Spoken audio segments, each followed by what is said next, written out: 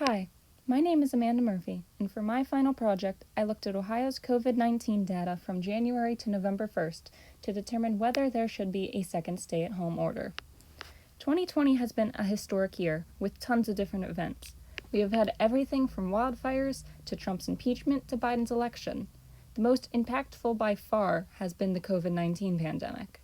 The U.S. has gone through months of masks, social distancing, and lockdowns, and the public is ready to return to normal.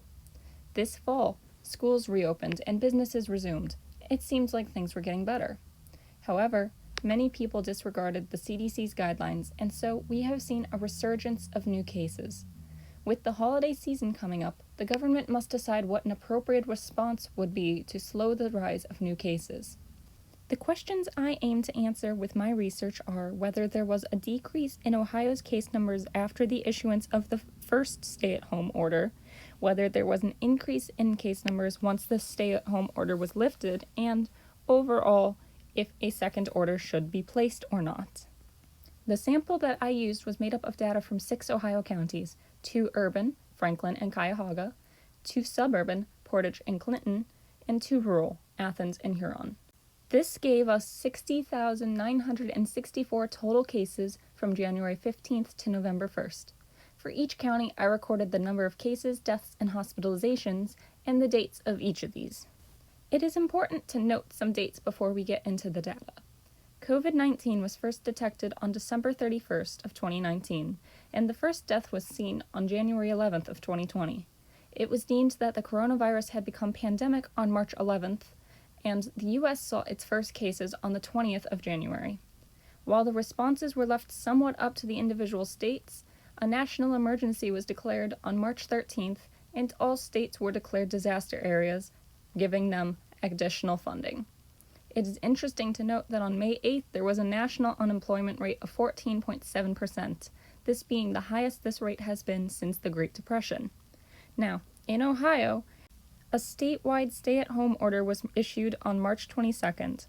On May 1st, the state began to slowly reopen, and the order was relaxed into a recommendation about 2 weeks after this. Now, here is a chart that shows the number of cases, deaths, and hospitals for each of the following counties, and the onset date for each of these.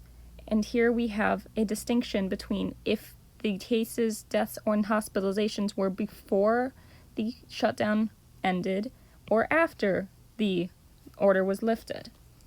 In this contingency table, we see the difference in cases before shutdown ended and after shutdown ended. And in this graph, we can see a visual comparison of the number of cases in each county before and after shutdown. There is a clear increase in case numbers from each county after shutdown ended.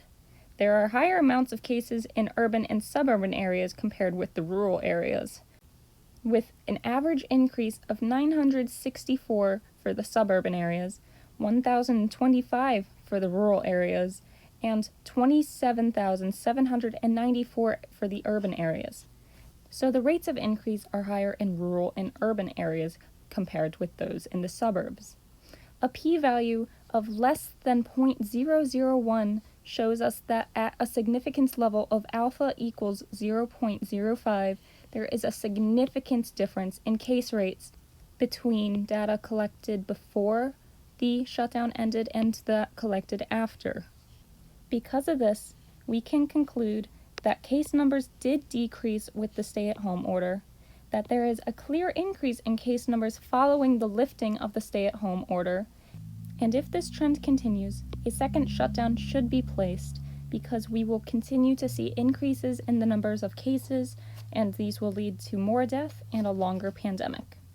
Thank you so much for listening to my presentation.